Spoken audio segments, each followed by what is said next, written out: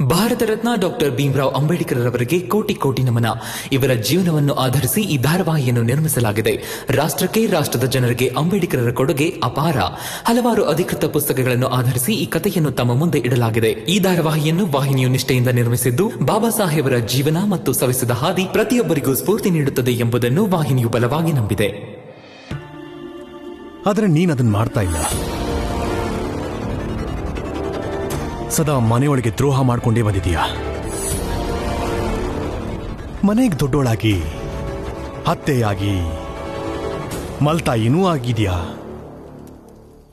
ಅದಕ್ಕೆ ನಿನಗೆ ಪಾಪ ಸುತ್ಕೊಳ್ಳಲ್ಲ ಅನ್ಸುತ್ತೆ. ತಗೋತೀನು. ಆದ್ರೆ ಈಗ ಕಂಡೋರಿಗೆ ಗೂಢಚಾರಿ ಬೇರೆ ಆಗಿದೆಯಾ. ತಪ್ಪು ಮಾಡ್ತಾ ಇದೀಯಾ. ನೀನ್ ತಪ್ಪು ಮಾಡಕ್ಕೆ ನಾನ್ ಬಿಡಲ್ಲ. ಇಡೀ ರಾತ್ರಿ ನಿನ್ ಜೊತೆ ಇಲ್ಲೇ ಕೂರ್ತೀನಿ. ಇದೇ ಮರದ ಕೆಳಗಡೆ ಕೂತಿರೋಣ. ಇದೇ ಶಿಕ್ಷೆ ನಿನಗೆ. ನಾನು ಪಶ್ಚಾತ್ತಾಪ ಪಟ್ಕೊಂಡೇ ಕೂರ್ತೀನಿ. ನಿನ್ನನ್ನ ಅರ್ಥ ಮಾಡ್ಕೊಳಕ್ಕಾಗ್ಲಿಲ್ವಲ್ಲ ಅಂತ.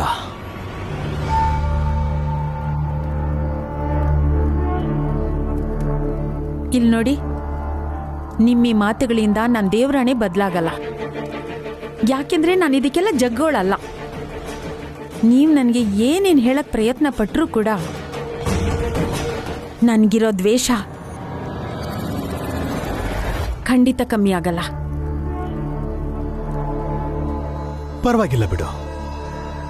ಬದಲಾಗಲ್ಲ ತಾನೆ? ಪರವಾಗಿಲ್ಲ ಬಿಡು. ತಗೋ, ತಿನ್ನು. ತಿಂತೀನಿ ಬಿಡಿ.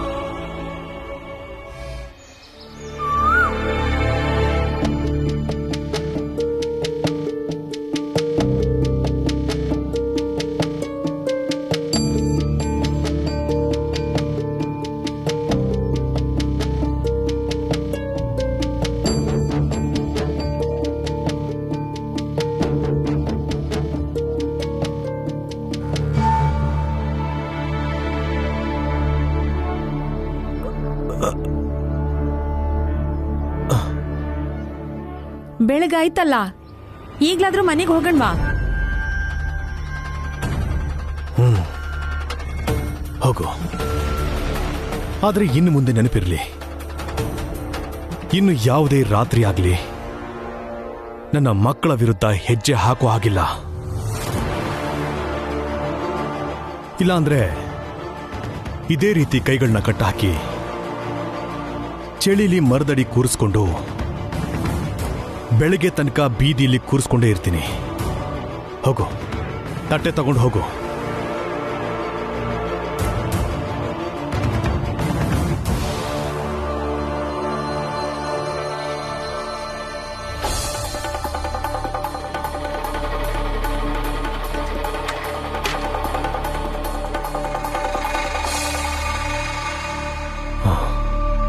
ಸದ್ಯ ನಾವನ್ಕೊಂಡಿದ್ದು ಸಫಲ ಆದ್ರೆ ಸಾಕು.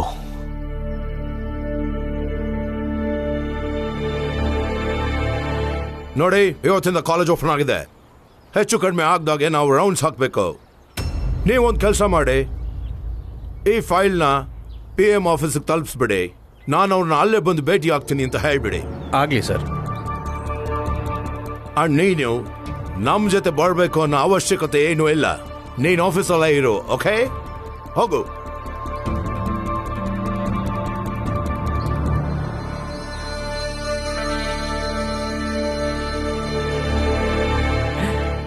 ಆಫೀಸರ್ನ ಫಾಲೋ ಮಾಡಿ. ಒಂದು ನಿಮಿಷ. ಕಾಲೇಜ್ ತಲುಪೋ ತನಕ ಏನು ಮಾಡಕ್ ಹೋಗ್ಬೇಡಿ. ಕಾಲೇಜ್ ಮುಟ್ಟಿದ ಕೂಡ್ಲೆ ಅಲ್ಲಿ ತಿಳಿತಾ?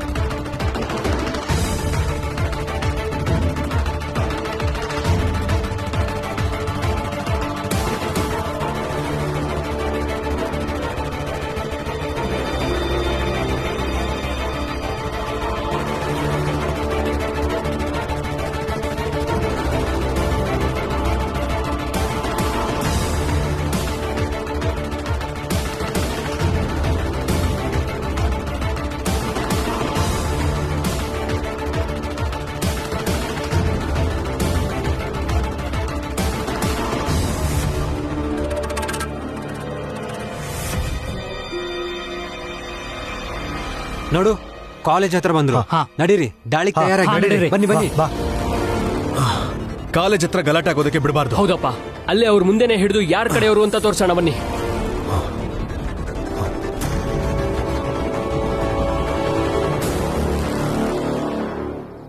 ಏ ರಮಾ, ನಿಂತ್ಕೋ.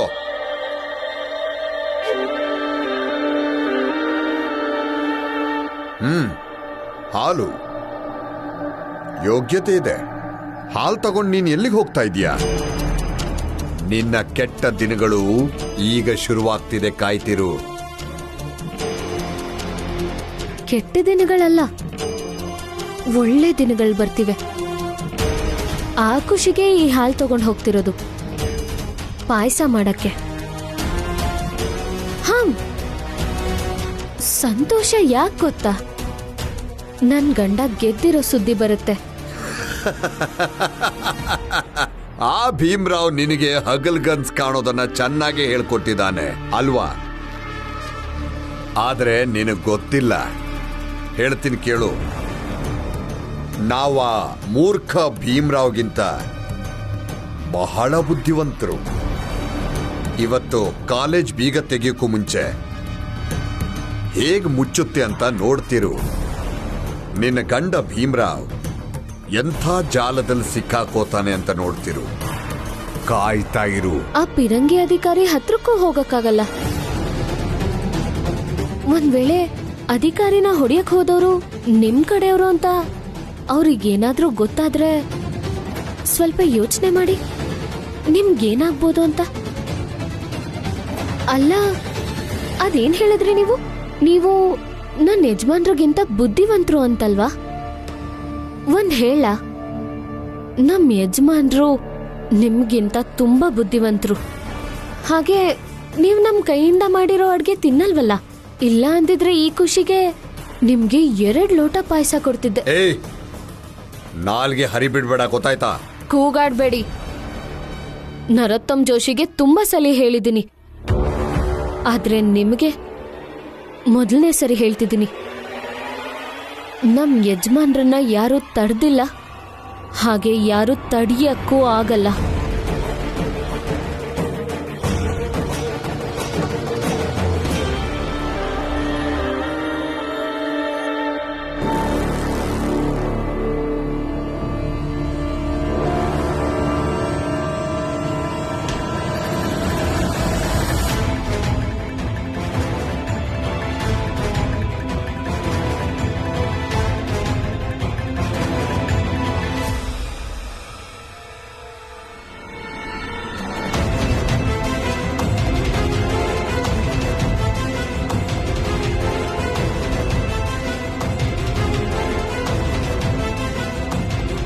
Thank you.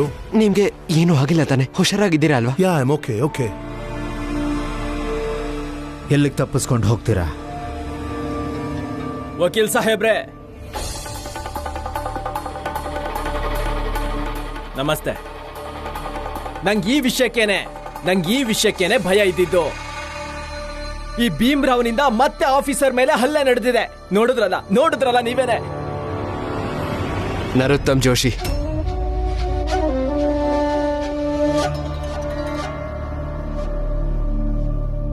ಪೂರ್ತಿ ವಿಷಯ ತಿಳ್ಕೊಳ್ದೆ ಯಾವ ನಿರ್ಧಾರಕ್ಕೂ ಬರಬೇಡಿ. ಮೊದಲು ಇವ್ರು ಯಾರು ಅಂತ ಒಂದ್ಸಲ ನೋಡ್ಬೇಕಲ್ವಾ?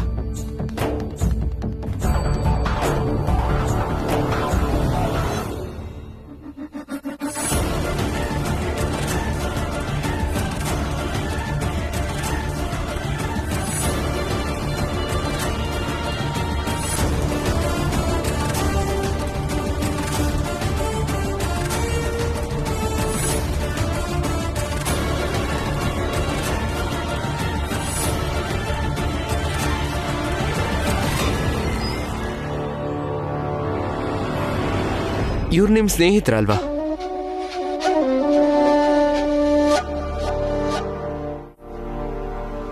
ನಾಚಿಕೆ ಗೆಟ್ಟೋರ ಇಲ್ಲ. ನಿಮ್ 3 ಜನರಿಗೆ ನಾಚಿಕೆ ಅನ್ನೋದೇ ಇಲ್ಲ, ಗೊತ್ತು ತಾನೆ? ಎಂತ ಆದರಣೀಯರು ಇವ್ರು ಅಂತ. ಇವ್ರ ಮೇಲೆ ದಾಳಿ ಮಾಡಿದ್ರ? ಇವ್ರ ಮೇಲೆ? ನಿಮ್ಮನ್ನ ನರೋತ್ತಮ,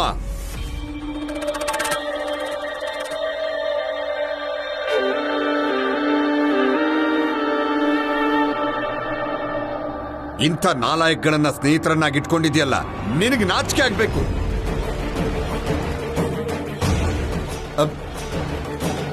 ಸಾಹೇಬ್ರೆ, ಸರ್ ನೀವು ಬಹಳ ದೊಡ್ಡ ಅಧಿಕಾರಿಗಳು. ನಾನು ನಿಮ್ಮ ತರಾನೇ ಒಬ್ಬ ದೊಡ್ಡ ಅಧಿಕಾರಿ ಆಗ್ಬೇಕು ಅಂತಿದ್ದೀನಿ. ಇವರೆಲ್ಲ ವಿದ್ಯೆಯ ಮಹತ್ವನ ಅರ್ಥ ಮಾಡ್ಕೊಂಡಿದಾರೋ ಇಲ್ವೋ ನನಗೆ ಗೊತ್ತಿಲ್ಲ, ಆದ್ರೆ ನನಗ್ ಚೆನ್ನಾಗಿ ಗೊತ್ತಿದೆ ಇವತ್ ನೀವಿರೋ ಸ್ಥಾನಕ್ಕೆ ನಾವು ತಲುಪಬೇಕು ಅಂದ್ರೆ ಅಷ್ಟು ಸುಲಭವಾಗಿ ತಲುಪೋದಕ್ಕಾಗಲ್ಲ ಅಂತ. ಅದಕ್ಕೆ ನಿಮ್ಮ ಹತ್ರ ವಿನಂತಿ ಮಾಡ್ತಿದ್ದೀನಿ ಸರ್, ದಯವಿಟ್ಟು ನಮ್ಮ ಕಾಲೇಜನ್ನು ಮುಚ್ಚಿಸ್ಬೇಡಿ. ಇಲ್ಲಿ ಯಾರು ಗೆಲ್ತಾರೆ ಯಾರು ಸೋಲ್ತಾರೆ ಅನ್ನೋದೆಲ್ಲ ಮುಖ್ಯ ಸರ್. ನನ್ನ ವಿದ್ಯಾರ್ಥಿ ವೇತನನ ನಾನು ಉಳಿಸ್ಕೋಬೇಕು, ಅದು ಮುಖ್ಯ. ಮುಂದೆ ಓದ್ಬೇಕು ಅಂತಿದ್ದೀನಿ, ಓದ್ತಾನೆ ಇರ್ತೀನಿ ಕೂಡ. ಪ್ಲೀಸ್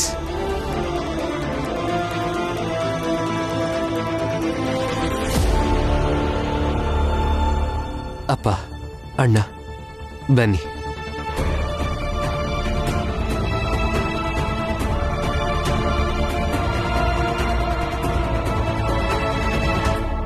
ಈಗ ಮುಂದೇನು ಮಾಡೋಣ ಅಂತೀರಾ? ನಿಮ್ಮ ಲಾಯರ್ ಅಷ್ಟೇ, ನಾನು ಫೀಸ್ ತಗೊಂಡಿದ್ದೀನಿ. ಹೇಗೆ ಹೇಳ್ತಿರೋ ಹಾಗೆ ಮಾಡೋಣ. ಆದರೆ ಒಂದ್ಸಲ ಯೋಚನೆ ಮಾಡಿ, ಹೋದ್ಸಲ ನಿಮ್ಮ ಮೇಲೆ ದಾಳಿ ಮಾಡಿದವರು ಇವ್ರುಗಳೇ ಯಾಕಾಗಿರಬಾರ್ದು?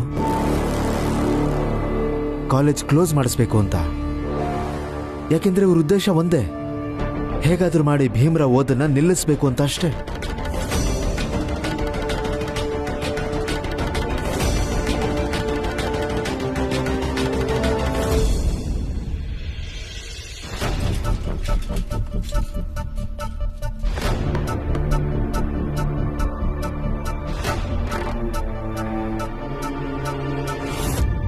ಏ ರಮಾಬಾಯಿ, ಈ ಭೀಮ್ರಾವ್ ಯಾವ ಜಾದೂನು ಮಾಡೋದಿಕ್ಕಾಗಲ್ಲ. ಯಾಕಂದ್ರೆ ಆ ಬಿಳಿ ಅಧಿಕಾರಿ ಮತ್ತೆ ಪ್ರಚಂಡ ಮೂರ್ತಿಗಳು ಸ್ನೇಹಿತರು. ಜೊತೆಗೆ ಅಂತ ದೊಡ್ಡ ಅಧಿಕಾರಿ ಭೀಮ್ರಾವ್ಗೆ ಯಾಕೆ ಸಹಾಯ ಮಾಡ್ತಾರೆ ಹೇಳು? ಇಷ್ಟೊಂದು ಒದ್ದಾಡ್ತಾ ಇದೆಯಲ್ಲ, ಅದ್ರ ಬದಲಾಗಿ ದೇವ್ರ ಹತ್ರ ಕೇಳ್ಕೊ, ಆ ಬಿಳಿ ಅಧಿಕಾರಿ ಭೀಮ್ರಾವ್ನ ಜೈಲ್ಗೆ ಹಾಕ್ತಾ ಇರ್ಲಿ ಅಂತ.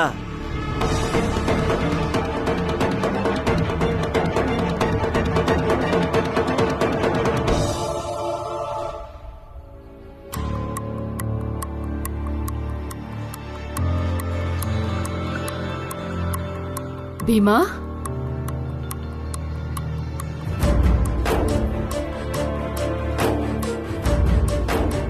ಏನಾಯ್ತು? ಅಧಿಕಾರಿಗಳು ಏನಂದ್ರು? ನಾವು ಸಾಬೀತ್ ಮಾಡ್ಬೇಕಾಗಿರೋದನ್ನ ಮಾಡಿದ್ದೀವಿ. ಏನಾಯ್ತು ಭೀಮಾ? ಮುಂದೆ ನೀನು ಓದ್ಬೋದಲ್ವಾ ಪುಟ? ಹಾ ಭೀಮ್ಭಾವ, ನಿಮ್ ವಿದ್ಯಾರ್ಥಿ ವೇತನ ಸಿಗುತ್ತೆ ಅಲ್ವಾ? ಅದ್ಗೆ ಈ ವಿಷಯ ಕೋರ್ಟಲ್ಲಿ ನಿರ್ಧಾರ ಆಗುವಂತ ವಿಷಯನೇ ಅಲ್ಲ. ಇದ್ರ ಬಗ್ಗೆ ಯಾವ ಜಡ್ಜ್ ತಾನೇ ಏನು ಆದೇಶ ಕೊಡಕ್ ಸಾಧ್ಯ? ಆ ಬ್ರಿಟಿಷ್ ಅಧಿಕಾರಿ ತಗೊಂಡಿರೋ ನಿರ್ಧಾರ ಸರಿನಾ ಅಥವಾ ತಪ್ಪಾ ಅನ್ನೋದನ್ನ ಅವರೇ ನಿರ್ಧರಿಸ್ಬೇಕು. ತಪ್ಪು ಮಾಡ್ಬಿಟ್ಟೆ.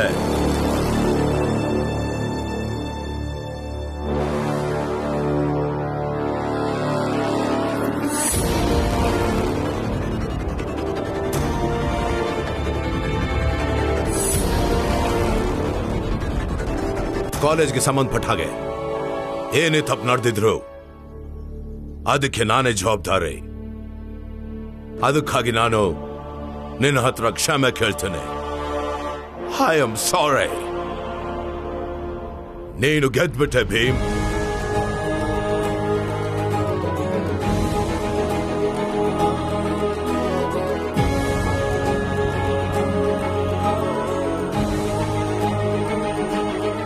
ಆದರೆ ನೀನು ನನ್ನ ಸೋಲಿಸಲಿಲ್ಲ. ಬದಲಾಗಿ ನಿನ್ನ ಮಾತು ನನ್ನ ಸೋಲಿಸ್ಬಿಡ್ತು. ತಗೋ, ಸಯಾಜಿ ಮಹಾರಾಜರಿಗೆ ಇದನ್ನ ತಲುಪಿಸ್ಬಿಡು. ನಿನ್ನ ವಿದ್ಯಾರ್ಥಿ ವೇತನ ಮುಂದುವರಿಯುತ್ತೆ. ತಗೋ.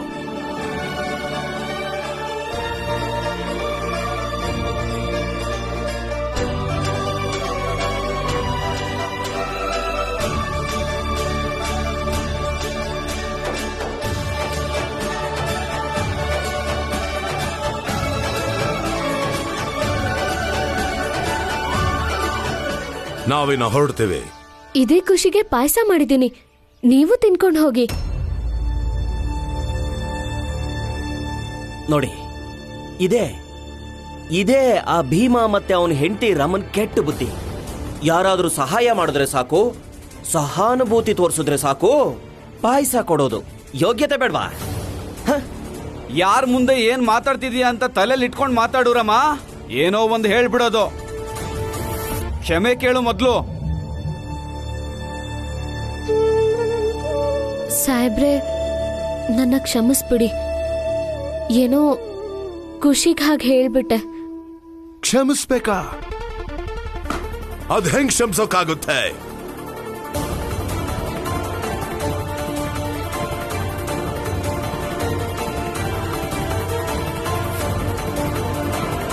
ಹೇಳಿದ್ಮೇಲೆ